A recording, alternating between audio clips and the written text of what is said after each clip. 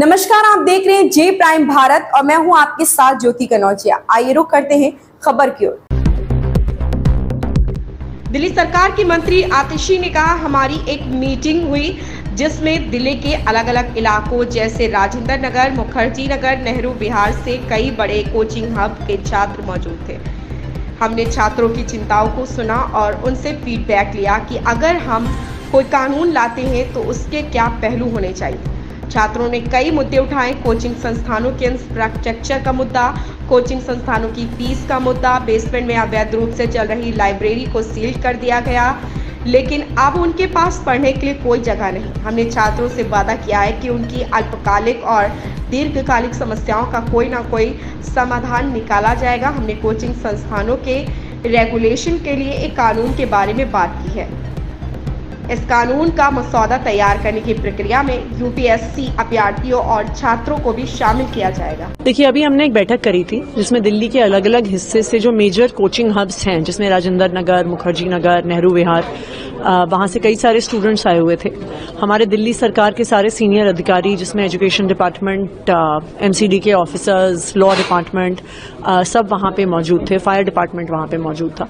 तो आज हमने जो स्टूडेंट्स के सारे कंसर्न्स हैं उनको सुना, उनसे फीडबैक लिया कि अगर हम रेगुलेशन लेकर आते हैं, अगर हम कोई कानून लेकर आते हैं जिसमें कोचिंग इंस्टीट्यूट्स का रेगुलेशन होना चाहिए, तो उसमें क्या क्या पक्ष होना चाहिए।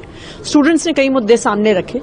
कोचिंग इंस्टीट्यूट्स के इंफ्रास्ट्रक्चर का तो मुद्दा सामने ही आया, कोचिंग इंस्टीट्यूट्स की फीस का मुद्दा सामने आया, एंड इसके अलावा स्टूडेंट्स ने यह भी बात रखी कि जो किराए पे घर उनको मिलते हैं वहां पर भी स्टूडेंट्स का बहुत शोषण होता है, बहुत हैवी वहां पे रेंट लिया जाता है, फैसिलिटीज नहीं प्रोवाइड की जाती, कई बारी बेसिक फैसिलिटीज की भी कमी हो जाती है। तो इन सब मुद्दों को स्टूडेंट्स ने सामने रखा। स्टूडेंट्स ने अभी कुछ शॉर्ट टर्म कंसर्न्स को भी रखा है। उन्होंने इस मुद्दे को रखा है कि लाइब्रेरीज जो इलीगली बेसमेंट में चल रही थी उनको सील किया गया है, परंतु अब उनके पास पढ़ने के लिए अभी कोई जगह उपलब्ध नहीं है। यहाँ पे आज मीटिंग में 3 मिनिस्टर्स, गोपाल राय जी, सौरभ भारद्वाज जी और मैं मौजूद थे। साथ में दिल्ली के मेयर शैली ओबरॉय जी मौजूद थे।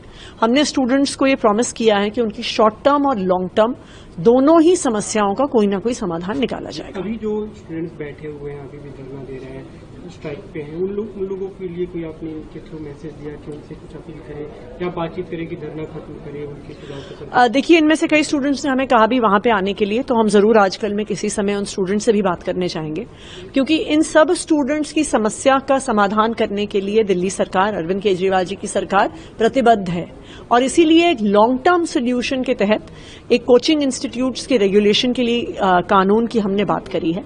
और बिल्कुल हम उन बच्चों के पास भी जाएंगे, उनका भी फीडबैक लेंगे और ये भी अश्योर करेंगे कि उनकी शॉर्ट टर्म और लॉन्ग टर्म समस्याओं का समाधान जरूर होगा। कानून की जो प्रावधान है, आप लोगों ने कोई डिस्कस किया होगा? नहीं, आज तो हमने सिर्फ उनका फीडबैक लेने के लिए यहाँ पे मीटिंग करी है।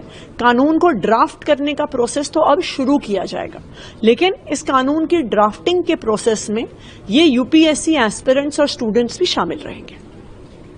इस खबर में बस इतना ही। बने रहें जे प्राइम भारत के साथ।